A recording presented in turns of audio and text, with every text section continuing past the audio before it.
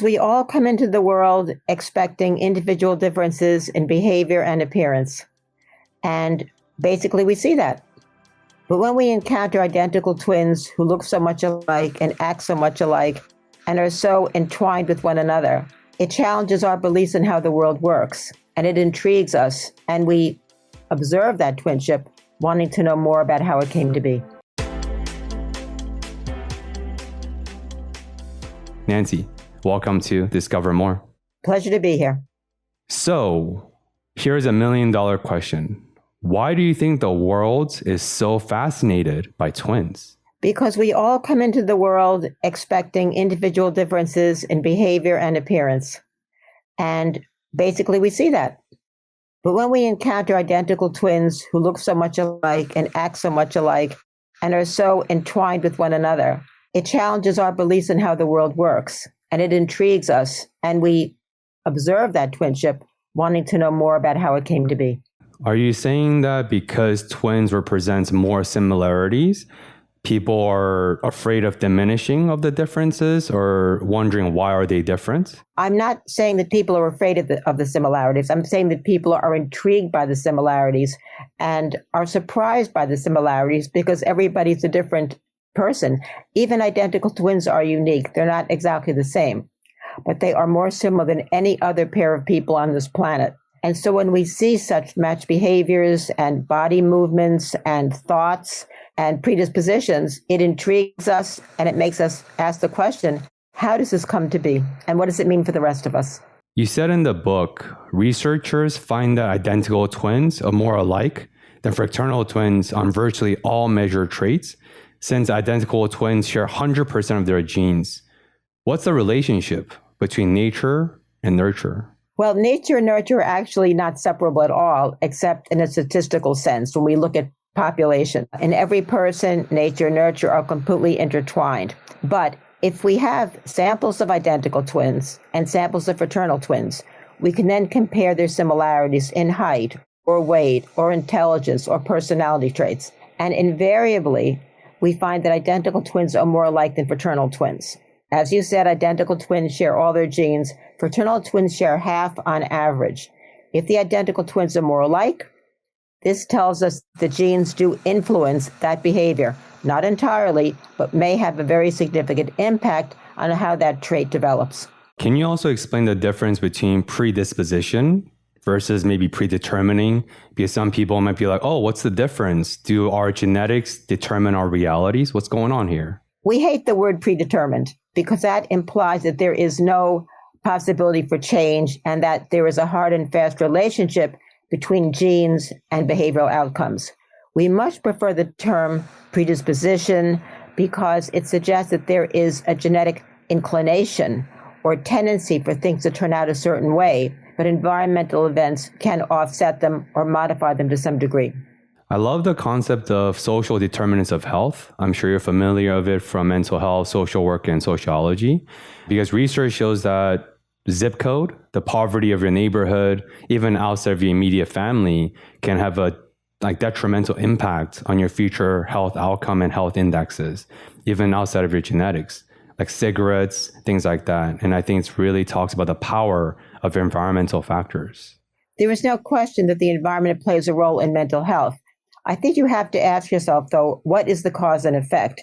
Is it that people who have mental problems gravitate towards certain neighborhoods more than others or engage in certain behaviors more than others? I think to some degree it's a chicken and egg problem. But again, we have to consider that extreme environments do play a significant role in how we turn out. That's a good segue into another passage from your book. Our genetically based tendencies predispose us to act and react in certain ways. Could you expand on that? Yeah, there's no question that we process information according to the kinds of people we are. Some people might get very nervous in a certain situation. Other people may treat it more calmly. Some people are optimistic. Some people are pessimistic. And so our genetic predispositions do underlie personality and intelligence and information processing. And so when we encounter a certain situation, we are probably more inclined to treat it in a certain fashion. And if I had an identical twin, I'd probably treat it the same way she would. I just want to get a little bit esoteric for a second. I don't have much studies to share this. You might. There's a lot of anecdotal evidence, documented or otherwise, suggesting that identical twins or even fraternal twins are able to tap into the same frequency, finishing each other's sentences, almost being this group flow state. Can you explain anything behind the phenomena or even your observation for your research? Yeah, well, I have talked to many twins and I've read a great deal of the literature, and there's no question that identical twins think alike, much more than fraternals, and will come up with similar answers, thoughts, even finish each other's sentences on occasion. But I do not endorse the possibility of any kind of telepathy or parapsychological communication. I have seen twins raised apart do these same kinds of behaviors as twins raised together. And I see this much more in identical twins than in fraternal twins, who have different genes and different inclinations and different thoughts and information processing strategies. So it seems to me that, yes, identical twins do respond to the world in the same way. We also see friends, best friends, husbands and wives, other significant couples who will respond to the world in ways that match a great deal. And it's because they are in tune with one another in certain ways. The difference with identical twins is they're attuned to each other in many ways and from an early age, and they do it very effortlessly. We're not going to go too much into separated twin situations, and that's your previous book. You covered a lot of that in-depthly online. But just a quick note, you are saying that even for twins who are identical, who are raised apart, who are separated, they exhibit similar behaviors and tendencies as those who are raised under the same household. There's no question. In fact, one of the most counterintuitive and thought-provoking findings from the study of Minnesota twins raised apart was that identical twins are as alike in personality as identical twins raised together.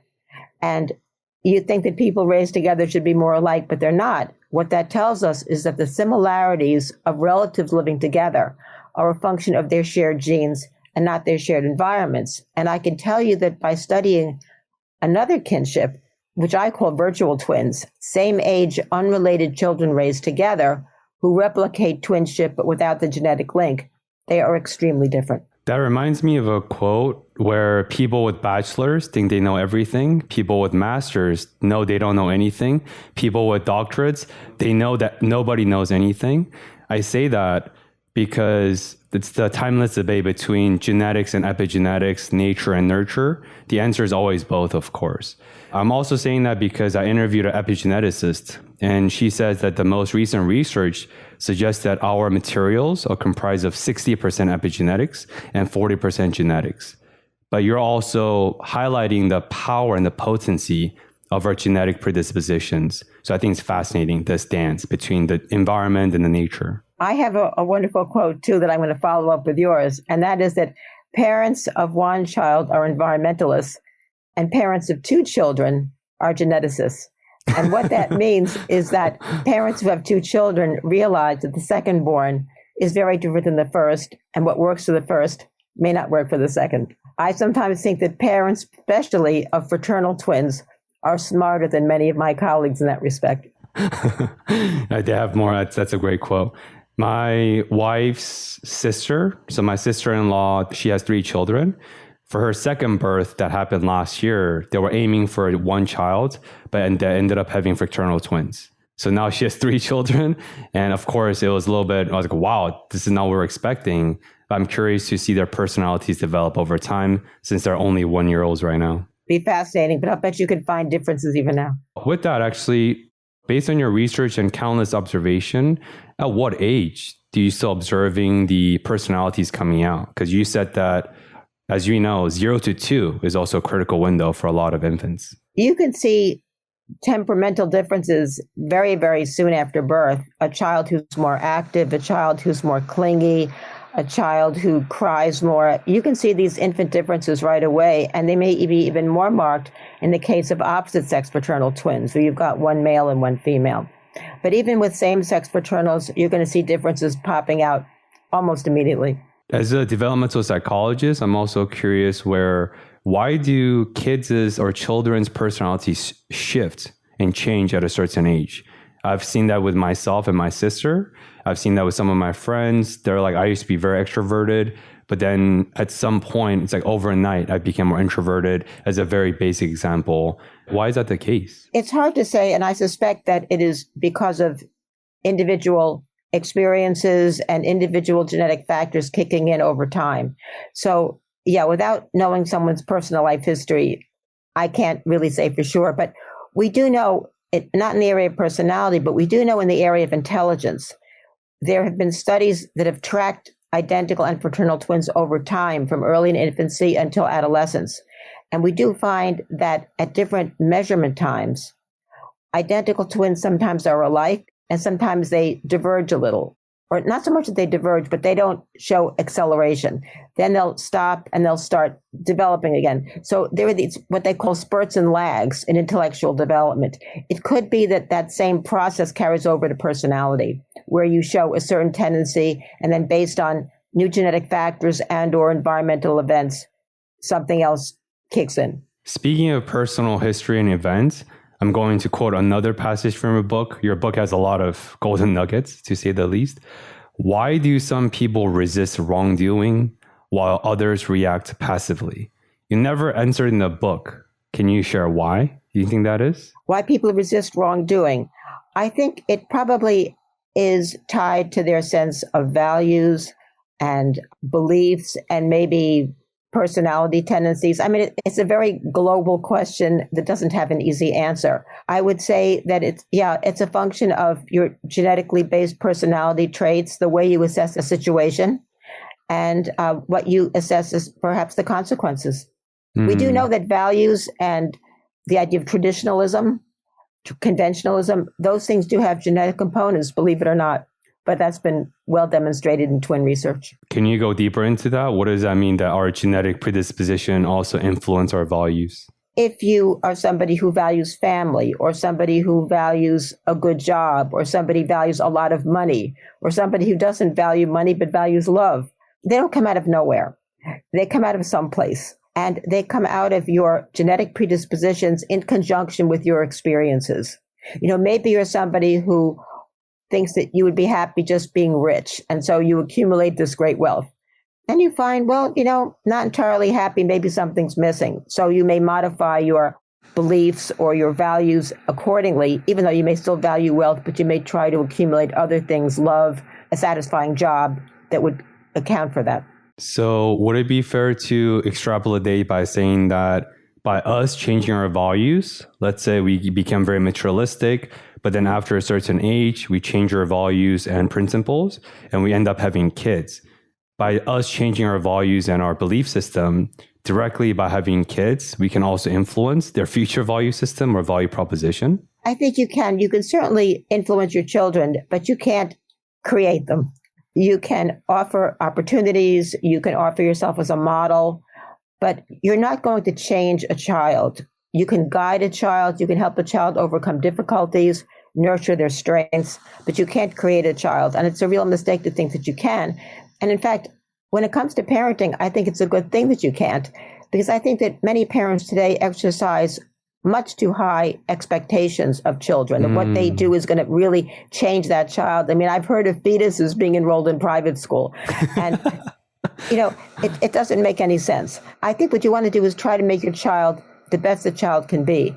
And, you know, values do have a genetic component, but they can certainly be changed. And in the book, Gay Fathers, Andrew, one of the plaintiffs, loved his individual life and loved travel and all that, but then he began to value having a family and had these two wonderful twin boys. So yeah, we can change, but he still values travel and independence. So you don't change entirely.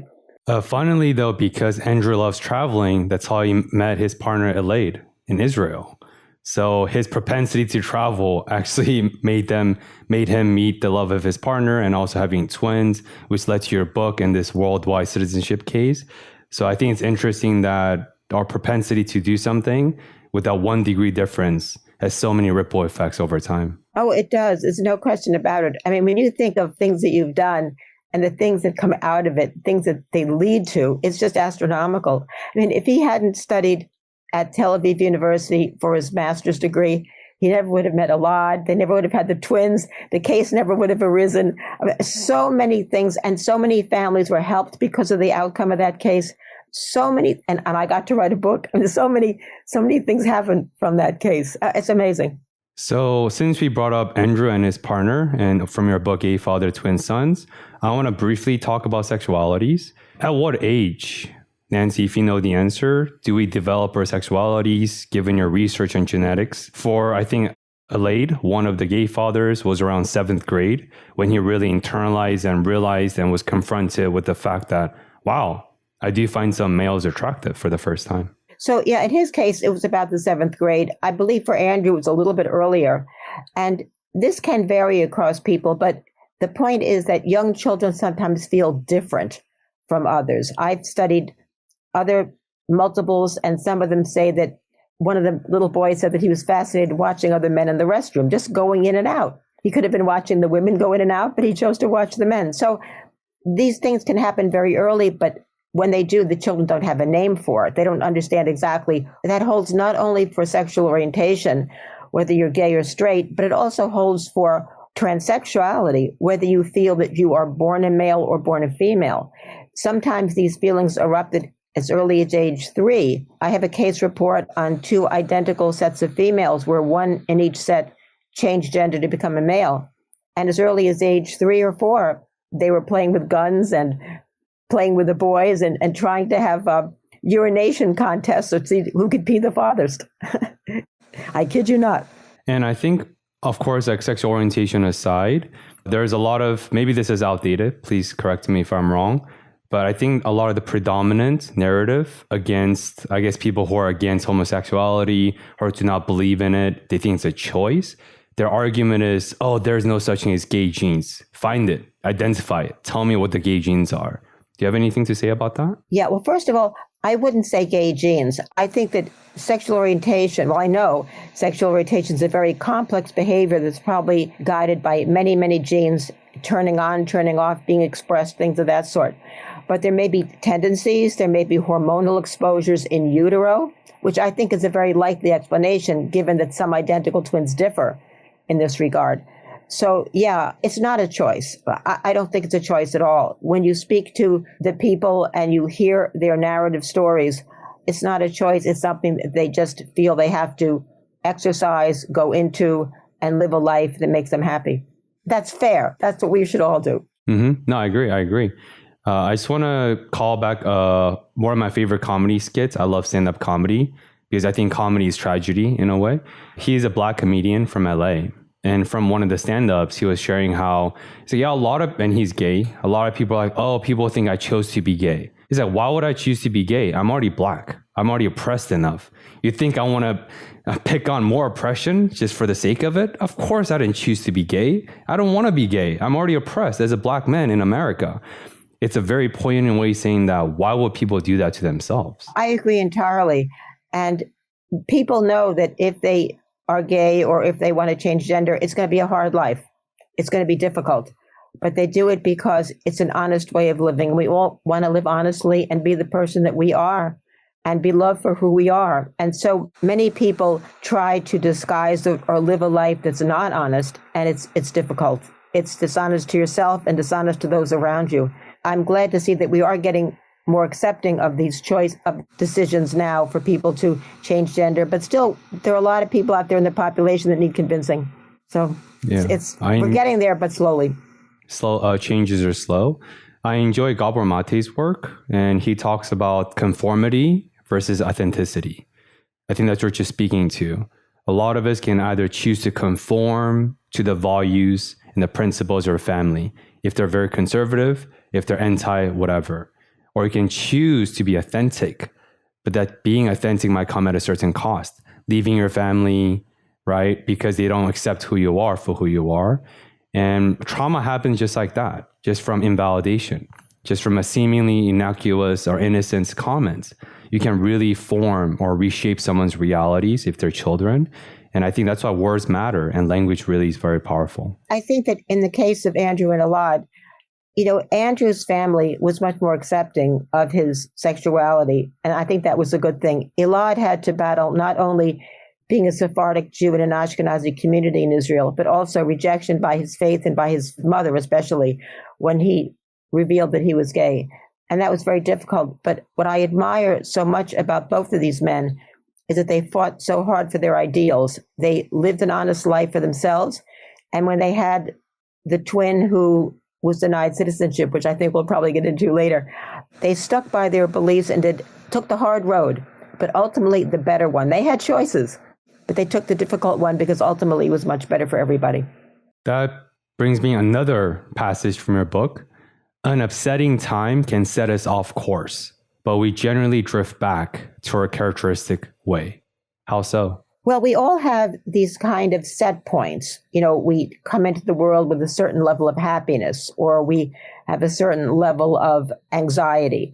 And events along the way will modify that. So if I'm sort of a generally depressed person and suddenly I win the lottery, I'm going to be over the moon for a short time, but not always. And I'm going to drift back to my general level of happiness.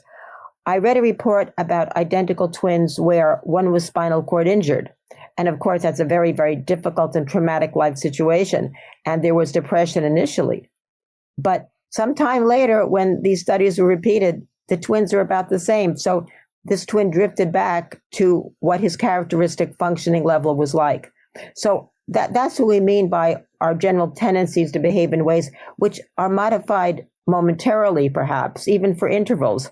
But eventually we drift back into who we are. It would be crazy to think that we could be happy all the time, ecstatic all the time. It wouldn't be safe. We wouldn't be vigilant. It just doesn't work that way.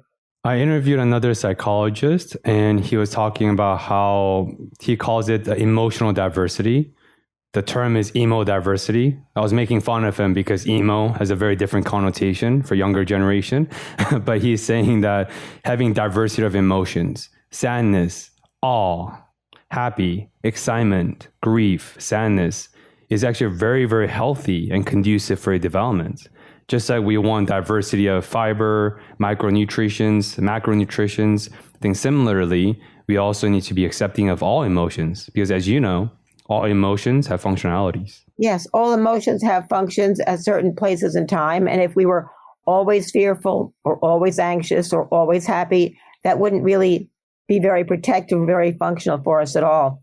And so some people are more generally fearful, more people are, a little anxious.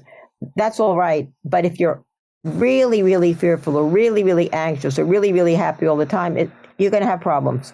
Yeah. So I think the diversity, the mix, you've got to change by the situation. I think that's a much better way to think about it. And it's a truer way of thinking about it.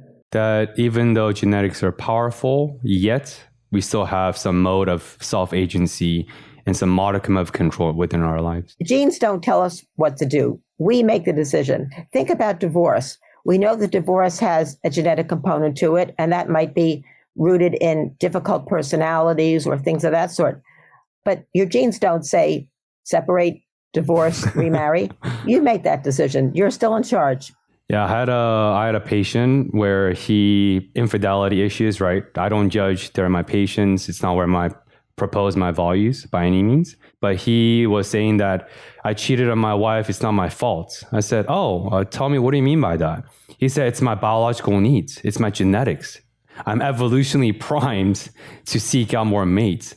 I said, if that's how you want to navigate your life, that genetics influence your decisions, if that floats your boat. But I told him that you're neglecting your personal agency and your personal responsibility if that's how you want to navigate your life. Yeah, that's correct. And to blame it on that, I think is really a weak argument. That's what I would say. Yeah. This person is not taking responsibility. So I want to go into another passage from your book. It's a little bit vast question, and you can sort of take that to where you see fit. Because going back to what you talked about with Andrew, his decisions led him to meeting his partner, having twins, leading to your book, and so on. I want to bring back John Lennon's quote. I think it's quite fitting at this point in time. Life is what happens to you while you're busy making other plans. A, why is that significant? And B, how can we be more intentional? Well, that quote fits Andrew and Alad's situation just perfectly. Because here they were, two men, they met in Israel. They married in Canada in 2010 because you could not marry in Israel or the US in those years. Well, after a while, they decided to have a family. And so they sought an egg donor and a surrogate, and they gave birth to two beautiful fraternal twin boys, Aiden and Ethan. But the difficulty arose when they wanted to relocate to Los Angeles, where Andrew's family was. And there, they were given a lot of difficulty from the U.S. consulate in Toronto because Ethan lacked a biological connection to a U.S. parent. I need to backtrack for one moment and just explain to your listeners that when they conceived the boys, they both contributed sperm, but the top two embryos were fathered by the different men. Andrew fathered one, Elad fathered the other. They had the same egg donor, so they shared their mother's genes, but not their dad's. Okay, so they're really like half siblings. Anyway, so when they came to the U.S., there was the misapplication of the law, and the couple was treated as though they were unmarried, which led to this problem with Ethan's birth. And so one twin was given a tourist visa and one U.S. citizenship. These are twins born 4 minutes apart in the same country. So when I read the headline, I just knew that this was a case I had to investigate for a book. But at any rate, what they thought would be just a very easy visit to the consulate, rubber stamped, all of this, they paid their fee. It ended up being a high-profile lawsuit that nearly went to the U.S. Supreme Court. Not to mention the freezing 3 hours of winter they had to endure outside of the consulate in Canada. Yeah, well, waiting all that time was difficult, but it was nothing compared to the 3 years of the lawsuit where they had to be parents and plaintiffs at the same time. They had to raise these boys, educate them, take care of them physically, bring them to doctor's appointments, but they also had to be public, speak to the media, which is not something that Elad relished, and they had to make sure that they were doing the best they could do for these two twin boys. During your interview with them, interactions with them, what did they teach you about resilience and our ability to bounce back? They taught me so much about resilience and the ability to bounce back. These were men who were fighting an uphill battle at many moments, and they would not give up. And in fact, when they first wanted to raise a lawsuit with somebody, there were no lawyers in LA because that was about 2017, 2018, when Donald Trump had banned entry into the US of individuals from 7 Muslim nations. So lawyers were very occupied with other things at the moment. But then they ran into a group or referred to a group called Immigration Equality in New York City, which works pro bono on behalf of very, very interesting cases that will have educational value. And they only take cases that interest them, where the plaintiffs will be willing to talk to the media to educate the general public. They were interviewed by Immigration Equality, and Immigration Equality accepted them because they had 3 other cases like it involving single children born to mixed ethnic couples abroad. But Andrew and Elad's case is the one that got the attention because, as we said earlier, twins have a fascination. And the idea of separating twins, giving one a U.S. passport and one a tourist visa, just boggles the imagination. It just does. It doesn't make any sense. And so this case attracted so much attention. It attracted my attention. Had it not been twins, I probably wouldn't have given it more than a kind of cursory look. And I'm being honest about that. And I think it's also fascinating because, like, another quote passage you talked about, right? In chapter 6, you said that about immigration equality, you said chance brought them to the moment, but choice kept them there. Like we're going back to, right? I think we can extrapolate beyond our genetics. So chance brought them to this situation, the marriage, the children, the U.S. consulate visit, and finally immigration equality, and also the law firm Sullivan and Cromwell, which worked with them. But their choice was to stay with this, to take the hard road, and to fight for their rights. I just admire them so much for that. They never wavered from their beliefs. And there's another quote in there that I think I can only paraphrase, which characterizes it quite well. The one from Fiona Hill, the Russian specialist in the Obama administration, who said that people sometimes by choice or by chance rewrite their nation's history. And they did that. They did not intend to do it, but that was a wonderful outcome because they knew that their decision was going to affect the lives of other couples who had children abroad, other gay couples where there was a question of citizenship. And it did. It's paved the road for many decisions and actually changed the guidelines in the Foreign Affairs Manual, which is what the officers at the consulate use. I think another impressive part about their journey, aside from all the other resiliency we've been talking about, is even the lawyers and themselves admitted that even after all these arduous battles, the outcome might be less than ideal, and there is never a guarantee of victory. When they took the case on, they said to Elad and Andrew, look, we can't guarantee a good outcome. We can only do our best. And in fact, once the Ninth Circuit Court of Appeals ruled in the favor of the family, the U.S. State Department has a 60-day interval where they can appeal the case. They appealed on day 59, probably waited to give it a little more drama. And that meant further litigation. But ultimately, they stayed with it. And then October 2020, case closed. Wow. Can you recall the moment or maybe whatever they share with you just from the victory dance? Yeah, I mean, they were elated. They were just elated. And they knew that if Biden had not been elected, this case might have lagged on longer because they knew someone within the Trump administration and they knew that he was aware of the case. And Donald Trump was aware of the case? He was aware of the case. And he might have delayed the litigation or made things more difficult for them. So they were very happy when Biden was elected. And they had wonderful lawyers, very skillful, very dedicated, who went out of their way to do the best they possibly could. And both of these men were very open about the situation. They initially, when they went to the consulate back in 2017, they wanted to keep the fatherhood quiet. They didn't want people knowing that Andrew had fathered Aiden and Elad had fathered Ethan. That was a private piece of information that was available only to them, their surrogate, and their physician. But this brought it all out. This brought out all of their private details. But okay, they were willing to put up with that because they were thinking about Ethan. And let's suppose he wanted to run for president someday, right? I mean, it's unlikely, but nevertheless, he should have every opportunity that his twin had. And if I can just say one thing, I've also studied and met with two pairs of twins born in the United Kingdom in different countries because the mother went into early labor. So one child was delivered in Scotland and one in England. In the other case, England and Wales. And because of their political structure, citizenship was not a problem. They both have UK passports. And the only thing is that I think that one would have to have a longer residency somewhere to be able to run for office or be on the sports team. But I mean, it's a minor thing that could easily be corrected. So I thought to myself, if these twins born in different countries have no problem, how is it these twins born in the same country, minutes apart, have all this difficulty? It just doesn't make any sense. And one of the lawyers raised this with me, that why does the government keep on doing this, putting roadblocks in the way of these people and litigating cases that ultimately fail? Why do they do that? It's an unanswered question.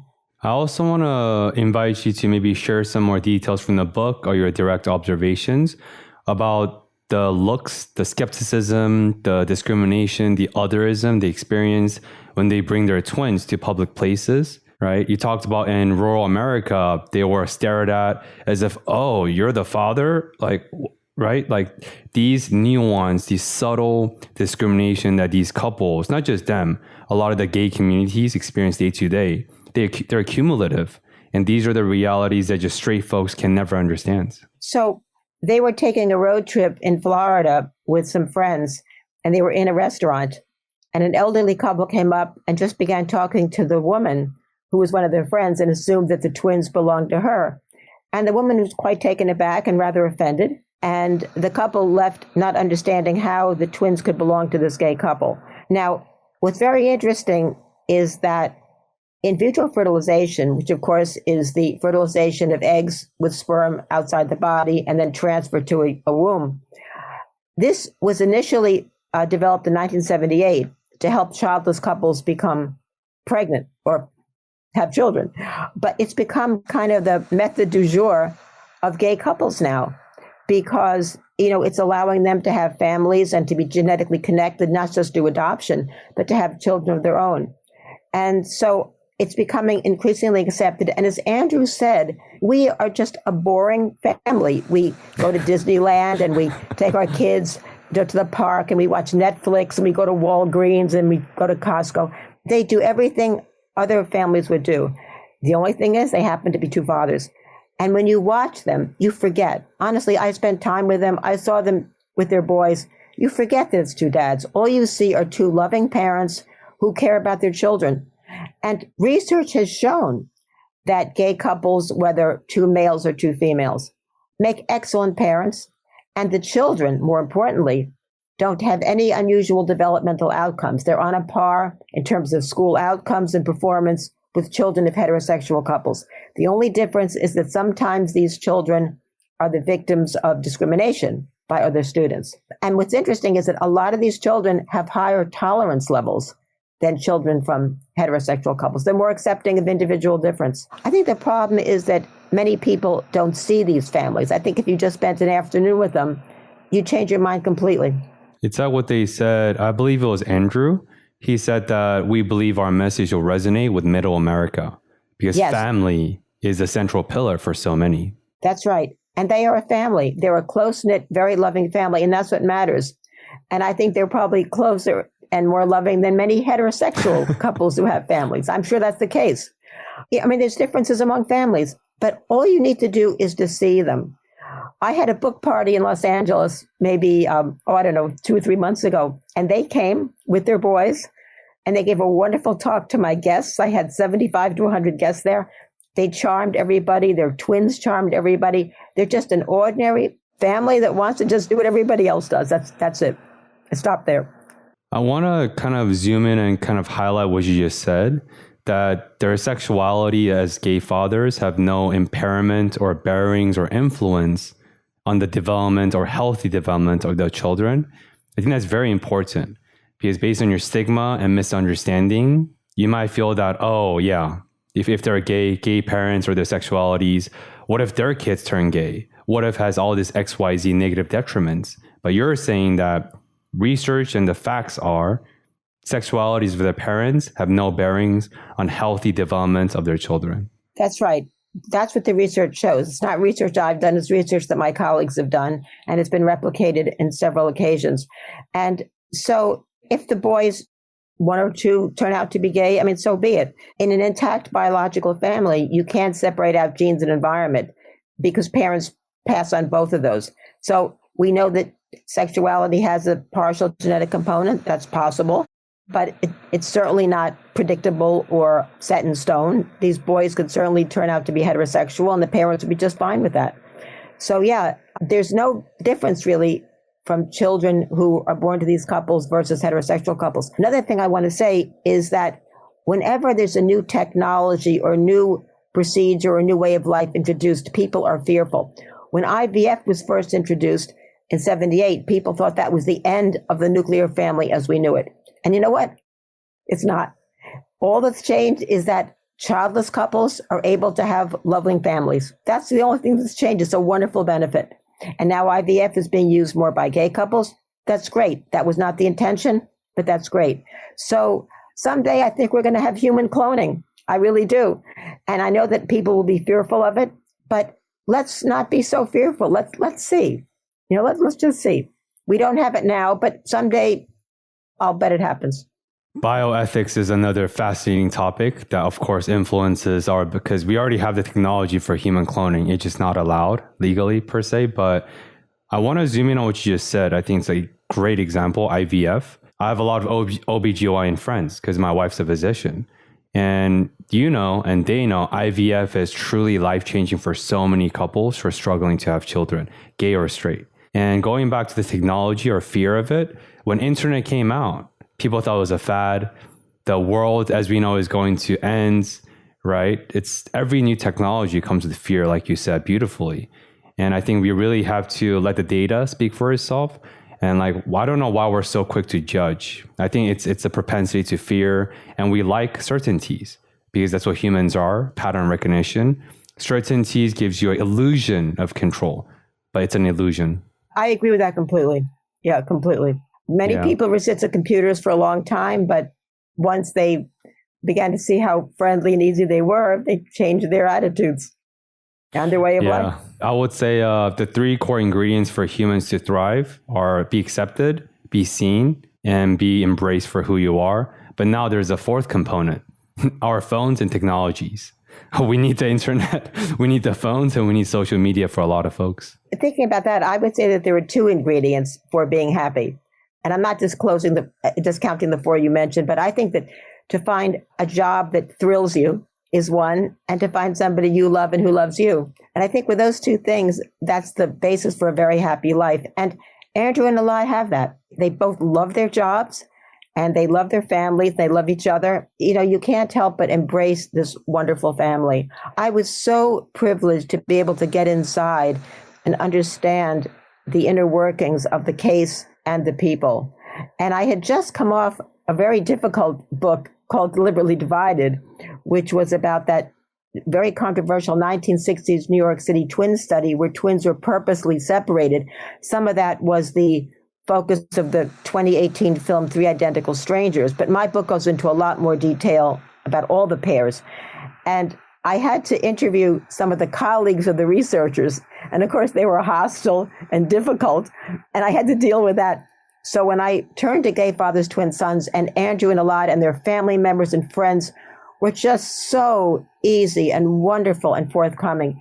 I mean, it was a joy to work with that family, and it was a joy to do this book. I don't know if you can show the cover, but I chose that cover, and it was really easy. Can I show it?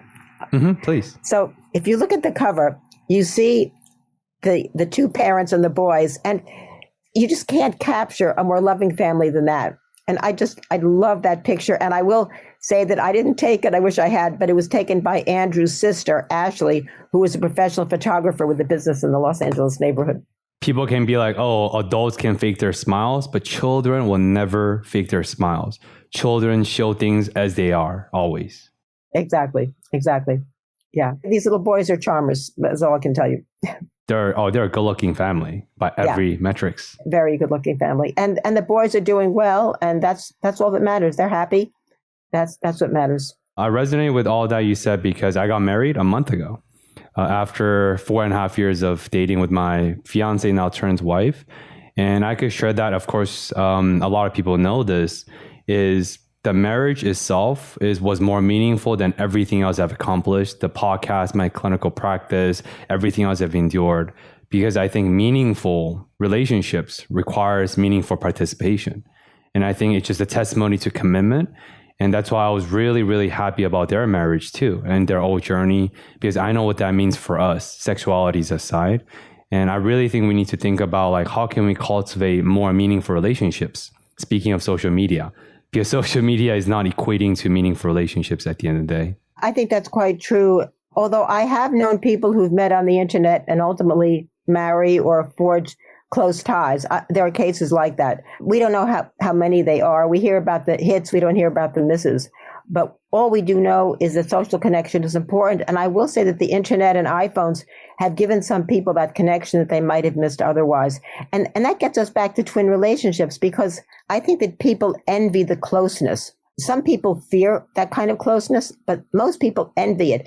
How great to have somebody who understands you completely, who accepts you unconditionally, and who trusts you implicitly. And that is really the core of identical twinships. And that's why I'm so excited to write a new book about that. I've just signed the new contract for number 10, so now we're in the double digits of my book collection. But I'm really excited about that because I think the twin relationships have so much to teach us about who we love, who we like, even who we might loathe, who we like to work with, who we like to have as our friends, our significant others. I think there's many, many applications of this. Not to foreshadow too much into your 10th book, I'd love to have you come back for round 2. But from your research briefly, of course, what makes twins, the relationship so special, aside from everything we talked about, this unique relationship that no other children have or siblings have. But most importantly, would you agree that most twins that you know, they remain close? Of course, events happen, they're all liars. First of all, when we talk about twins, we have to talk about the different types. And so I always like to separate the identical, same-sex fraternal, and opposite-sex fraternal. And I would say it's average differences. You know, there are always exceptions, as you know. But with identicals, they are close and they tend to remain that way. Fraternal twins vary a lot. Some of them are quite close, some of them are not. That may change over time. Male females have a very interesting relationship because the females mature ahead of the little boys. physically, socially, and emotionally and intellectually. And so they're very motherly towards the boys. And so there's a kind of closeness that gets set up that way and often persists throughout their lifetime. Now, what's also very fascinating is that I've studied twin relationships in twins raised apart, and I find that identicals raised apart feel closer and more familiar toward one another than do fraternal twins, which mirrors what we see in twins raised together. But even more spectacular, all twins feel closer to the newly found twin than they do to the adoptive sibling they may have been raised with. See, so you're closer to somebody who you just met versus somebody you've known all your life. That to me is amazing information because it shows that it's this perception of commonality that I think is a social glue that draws us together and keeps us there. Wow, that's powerful. That most, or if not all, identical twins remain close. That itself is pretty mind-blowing. And B, even identical twins who are raised apart, seeing each other for the first time, can already have this deeper than self, this almost like on a DNA level, like pun intended, that really reminds them that, wow, we are oneness in a lot of senses. I think that's very, very powerful. One of the twins I interviewed, Mark and Jerry, they were both volunteer firefighters who'd grown up about 40 miles apart in New Jersey. And Mark expressed it beautifully when he said that meeting Jerry was like being away on a vacation. They had to fill in the details, but the basis for that relationship was there at the moment of meeting. And they got along very, very famously for a very, very long time. Some things happened to derail the relationship, but mostly they were just like, they were blood brothers, really, in every sense of the word. I want to circle back to the power of words, Nancy. I think a lot of our conversations and the thesis of that is like the acceptance of our differences, acceptance of our similarities, and acceptances of others who may seemingly be different from us, sexualities or otherwise.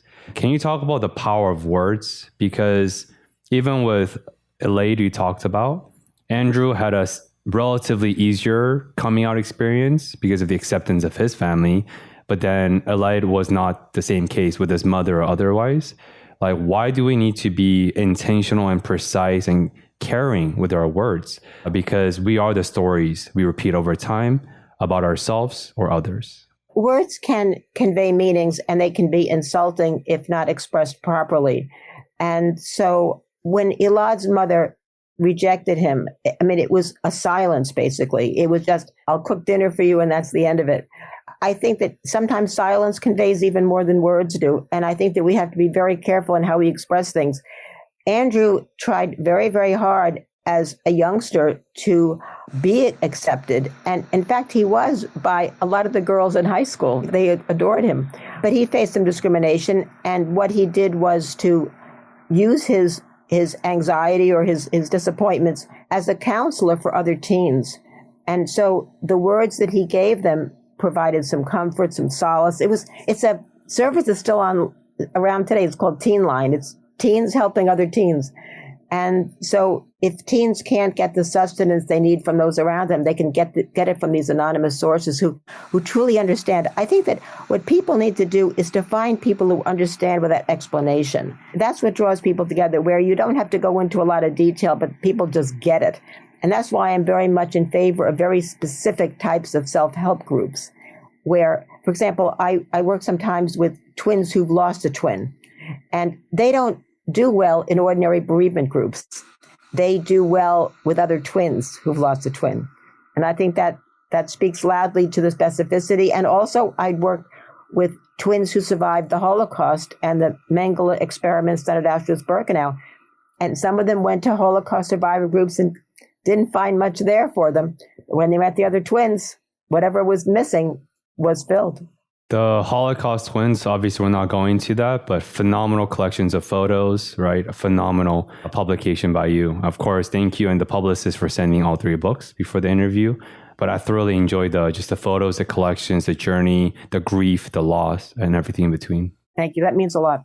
So let's go back to the book briefly. Speaking of loss, Nancy, and speaking of the photo book I just talked about, what is this sadness, anger, and bitterness that twins experience at the loss of a uniquely celebrated relationship that most people can't fathom or even conceptualize? Because you talked about it. They require a special self-help bereavement group because it's so uniquely them. Well, when a twin dies, again, it's a loss of one's identity. It's a loss of a person that you've known in your entire life. And I think we have to also, again, talk about the differences on the different types of twins. My research of over 800 twin survivors shows that the grief intensity of identicals is somewhat higher than that of fraternal twins, which makes sense because it mirrors the relationship. I have a lot of females who've lost a brother. I have very few brothers who've lost a sister. And that may be because males die off earlier, so it's going to leave more female survivors. But females grieve very intensely for the loss of their brothers. I mean, just as much as other twins. But the same-sex identical fraternal difference is a little more stark. What you're losing there is a life companion with whom you share everything. And so you sometimes try to recreate it with other people and you find it just doesn't work. I'm not a clinician, but what I did try to do early on is to pair people up with others of the same age and who lost twins under similar circumstances. And that really did help, which again gets back to the specificity issue we talked about momentarily. Another thing is that when twins lose a twin, they look at it as a challenge to their twinship. Are they no longer a twin? And I tell them, of course you are. You're always a twin. You're just a bereaved twin, but you always are a twin. And what I find is that some of these survivors try to recreate aspects of their other twins' behavior. I knew a pair of fraternal twins where one was a much more flamboyant dresser. She was the one who passed away. And her sister, who was more of a casual and traditional dresser, began to dress in more outlandish colors. I think it's a way of keeping the memory alive. I should also point out that my work has been noticed by lawyers, which surprised me in a way, but not always. And I've been using my twin research findings in cases of wrongful death, injury, custody, and even cheating. So it has wonderful applications, and I'm so happy that I can help the twins in this way. It's very, very satisfying to me to know that I can do that. But it was not my thought. I never realized that it had this kind of application. Again, chance brings us to what we do, but it's a choice that keeps us there, right? I did this research because I was getting contacted by twins whose twins died, and they felt that their families were finally getting impatient with them because they weren't improving. They were still very depressed. So we wanted to understand the loss of a twin, how it differed across twin types, things of that sort. And then when I began to publish some of the findings and I was contacted by lawyers, I was actually surprised in a way. But I remember my first case, and I sat with the mother and the surviving twin, and I remember how they didn't want to let me leave because the more they could talk, the more the twin was there with them. That's how, that was the sense that I had. You know, when a twin dies, it sets up very unique circumstances because the twin who died was married. And so when they testified in court, he could not be there the same day as his sister-in-law because she was a living reminder of his wife. They looked exactly the same. So it sets up a lot of repercussions, you know, that have implications for other family members. It's a very unique form of loss. I want to provide some quick education where I do quite a bit of grief counseling with some of my patients. And you talked about one of the twin sisters dressing or shifting their dressing style to sort of remember and memorizing the deceased sister. The term is transitory object. Right? So when you lose someone, you have their photo, you mimic their behaviors, you look at their favorite painting. It's an object that reminds us and brings us the connections with the deceased. It's a very core component of grief counseling, transitory object. And another thing you highlighted very powerfully, I just want to zoom in. The parents are getting impatient about the bereaved ones not improving. A lot of my patients ask me, hey, Benoit, how long should I be grieving for when they lose someone or when they break up, when they're distraught, whatever the causes are? Or what's the optimal time for recovery? I said, that's a trick question because there is none. Research does not show that 6 months to 12 months, you're healthy. More than a year, sure, there's a prolonged grief syndrome, sure. But it depends. It depends on, do you have safe space? Do you have people who hold space for you? And another thing is people are like, my friend just lost someone. I don't know what to say. You don't need to say anything. You hold space. You bear witness to their pain. You sit there with them. That's the best thing we can do, even as clinicians. I'm very passionate about grief and the loss because I'm a veteran. I lost a lot of my friends to suicide because of the veteran suicide epidemic. And that's why I really appreciate bringing this up. And that's why I wanted to ask about it. Because loss and grief is powerful because death is truly end all be all. It's a very interesting topic when it comes to twins. And one of the twins in my book, Deliberately Divided, who was separated from birth by that misguided Louise Wise adoption agency, she met with her sister. They were fraternal twins, and they had a wonderful, wonderful relationship beginning in their early 50s. That lasted for about 2 or 3 years until one of the twins passed away. So here's somebody who went through 2 periods of loss. I mean, how difficult to lose your twin after so many years and to lose them again. It was just devastating. And I think that, again, putting these twins in touch with others is an important step on the road to recovery. But I agree with you that recovery is an individually determined type of process, and everybody does it in their own time. The twins who I think improve a little faster are those that take up a particular cause. So, for example, one twin lost her sister due to some sort of heart condition. Even though they're identical, one had it, one didn't. So she began to put a lot of effort into public awareness of this heart condition, what you could do, things like that. So I think that when they can do something like that, it gives some meaning to the twins' loss. And ultimately, it's a distraction to them in some ways, which is good because it gives them something to focus on. But it's a way of keeping the twins' memory alive and really feeling like you're doing good for other people. Speaking of the cause, Nancy, what is your cause these days, aside from your 10th double-digit book publication? You've been doing this work for so long, and you're truly one of the pioneers in the twinship study world. It's like, what is your current cause these days? There are many causes I'm working for, but I guess the one thing I do want to do, or one of several things, is that I want to educate people about the importance of twinship. And because more twins are being born, it's a topic we can't ignore. 2 things really come to mind. One issue is, do we separate twins in school? And I'm very disappointed and angry at school administrators who have this misguided notion that twins must be separated or they won't develop their own identity. And it's traumatic for young children to leave home sometimes, to leave the parent, and to be separated from their sister or brother. So I suggest to teachers put them at different tables. That way they can see each other. They'll mix with other students. That's fine. And I think that it's something that parents need to have input on. Parents are willing to have input. Sometimes school officials are not willing to accept it. I think it's something where you have to work closely between parents and school officials to do what's best for children. We don't have single policies for single children. Let's not have a single policy for twins.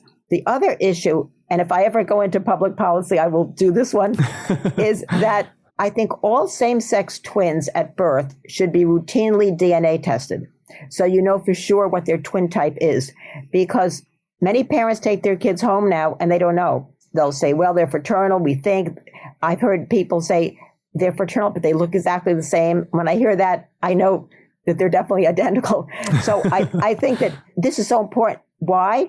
Because not only is it an identity issue, but more importantly, parents can understand the developmental paths of each child. If they're identical and one does well and one doesn't, that means something a lot different than if they're fraternal and one goes one way and one goes the other way. So I think that this is absolutely vital information for parents, for twins, for their physicians, for the education people who take care of them, the counselors in summer camp. Really, really vital. And it's not expensive. You could do it for $100 now. It's easy. You take a saliva sample. It's not invasive blood samples like it used to be.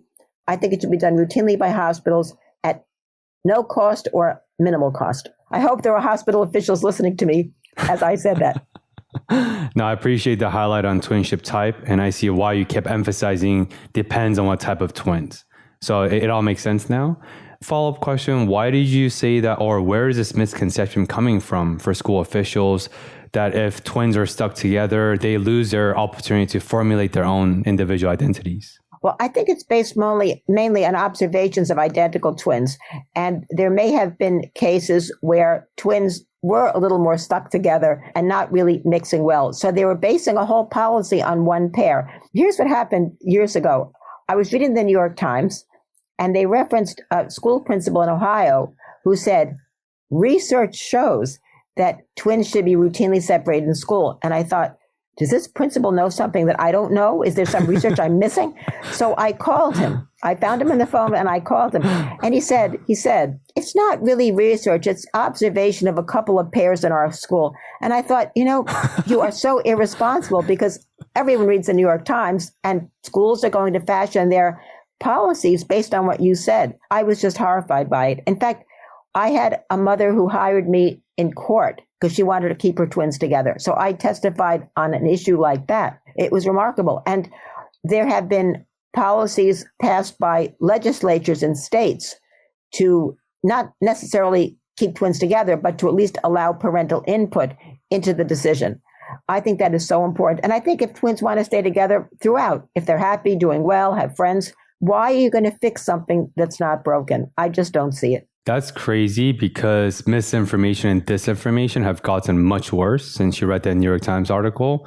And I love when people, well, I'm using love sarcastically. I love when people use the word research very loosely. Based on my research, the research shows Google browsing for 2 scrolls, finding the 7th article on the first page of Google is not research. Scientific inquiry, peer-reviewed articles, even within peer-reviewed academic journals, there's tiers of credibilities, especially with, as you know, pharmaceutical interest, just even the shifting of the academic landscape, as you might know as well. But let's be more intentional with our words. Only say research if it's legitimate scientific research. That's what I tell my students now, who have a penchant for Googling and filling up their paper references with things from that source. But at any rate, I agree completely. And we have to be very careful. I really do think you take each pair on a case-by-case basis. Sure, we have research that shows one thing or another. Usually, actually, most of the research is in favor of keeping at least identical twins together. It's not harmful to them whatsoever. In fact, some of them do a lot better because they're used to working with somebody who's like them. So, yeah, I think we just have to monitor each situation and decide as we move along. Yeah. One last comment I'll say, and then a couple more questions before we close today's conversation, Nancy, is whether you're parents or school officials or thought leaders or church leaders, whatever, we have to be very delicate with how we try to raise our children or what we share with them. Because when they're children, as you know, twins or not, they're a blank canvas, they're empty slate. They absorb and they internalize what we tell them as truth a lot of times. And then it takes them 20 years of therapy when they're adults to decondition and de-learn unhelpful things.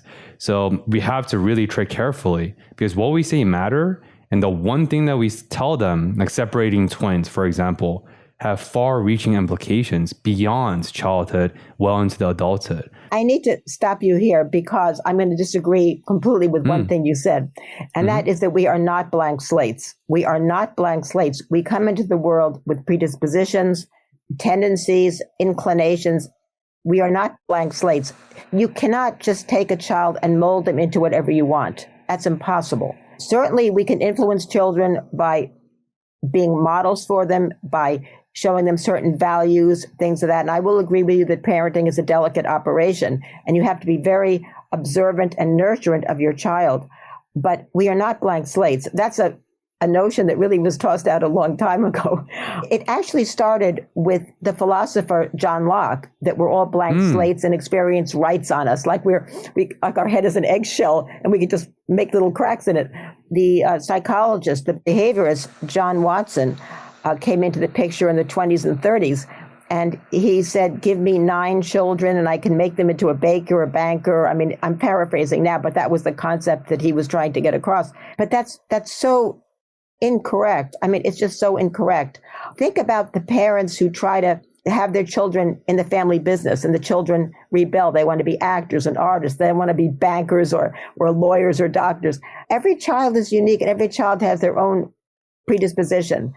And so you can guide, you can influence, you cannot create. And I think that's so important to get that across. We are not blank slates. No, thank you for the correction and call back to the beginning when you said we can influence, but we cannot create children. We certainly can by modeling, by showing values, by the way that we live our own lives. I know that my parents did things a certain way. I admired some things they did. I didn't admire others. When my sister and I were separated in school, I'll just give you a personal example. We're fraternal twins, two women, 2 girls. We were separated in school in 2nd grade, and that was fine. It was time for us to be apart, but we both scored high enough to be in the 1 class. In New York City, the classes were labeled 1, 2, 3, 4, and everybody knew that 1 was the smart kids and 2 were next and 3 and the 4 and the 5 were the dummies. Anyway, we both deserved to be in the 1 class, but because she was a higher scorer, I got put in the 2, and I accepted it very amicably in those years. But as I thought back over it, that was a real mistake. And they should have put me in a different school. I deserved to be in the 1 class. And there were other schools in the neighborhood I could have gone to. That would have been the best decision. But, as a child, you accept many things your parents say. But over the years, as I've reevaluated the situation, I would never do that to a child. If I had twins, I would never do that. So I love my parents, but that was one grievous error that I hold them responsible for. Right. I mean, twins aside, just even for regular siblings or even best friends, if you know your other counterparts in 1, you're in 2, I mean, just the mental health and just the internal realities you go through. Thanks for sharing that. And a good example to drive your message home.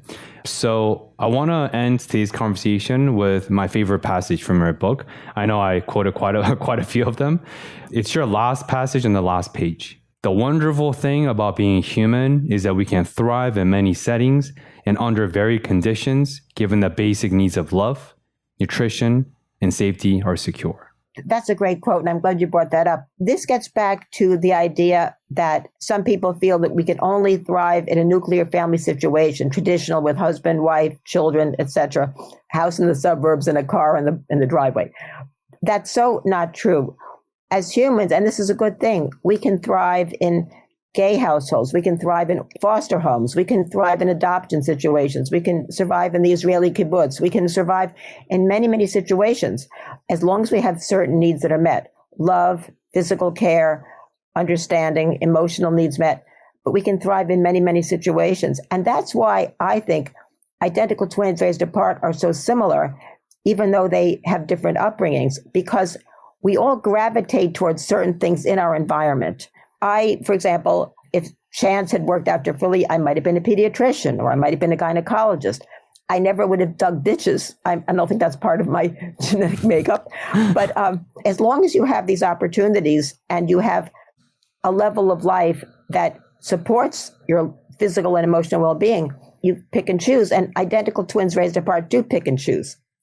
And they end up picking and choosing the same thing. Now, I also studied a pair of actually 2 sets of twins in my book, Accidental Brothers, which we haven't discussed here today, but just briefly, these were 2 sets of identical twins born in Colombia, South America, and they were accidentally switched at birth so that they grew up as 2 sets of alleged fraternal twins when they were really unrelated. And one set grew up in a middle-class home with educational opportunities. The other grew up in a, not impoverished, I wouldn't say that, but because I have to use their standards, but it was a home where there wasn't much education, there wasn't much in the way of running water or bathrooms or anything, and they didn't go beyond 5th grade.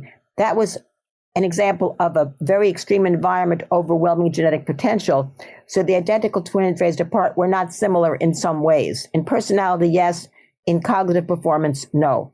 So what I'm trying to say is that different situations can support many, many different types of existence. And I think that's a lovely quote that you found in that book. And Andrew and Alad are a perfect example of that. Their children are thriving in a sort of non-traditional home, which I think is going to start to be more frequent as time goes on.